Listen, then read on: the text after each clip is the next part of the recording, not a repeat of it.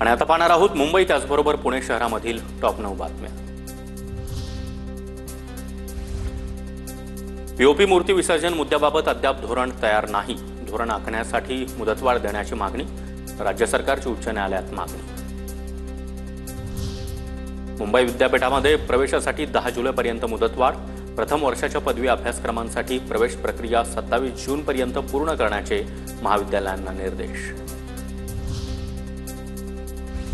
जून महिन्यामध्ये मुंबईतील उपनगरांमध्ये सरासरीपेक्षा कमी पाऊस, तर कुलाबा परिसरामध्ये सरासरीपेक्षा जास्त पावसाची नोंद। कुलाबा परिसरामध्ये सामान्यतः जूनमध्ये जास्त पाऊस असतो, तर सांताक्रूजमध्ये जुलै ते सप्टेंबर दरम्यान जास्त पाऊस पडतो, हवामान खात्याची माहिती।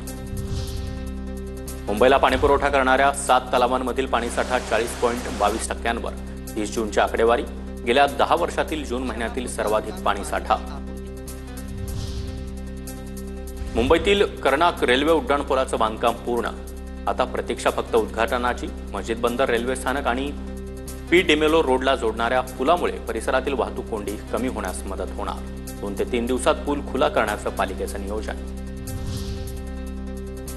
भिवंडीवाडा रस्त्यावरील बंद टोलनाक्याची दुरवस्था।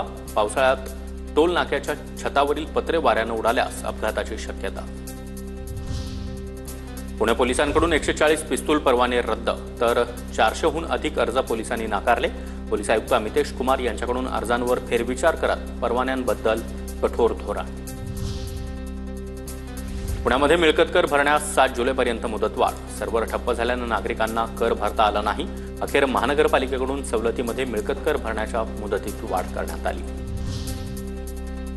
पुण्यामध्ये तोट्यात असलेल्या एसटी मार्गांवरील बस बंद करण्याचा निर्णय। उत्पन्नवाढीसाठी एसटीच्या पुणे विभागाचं फेरनियोजन, तर लांब पल्ल्यांच्या मार्गांवर सीएनजी आणि इलेक्ट्रिक बस चालवल्या जाणार।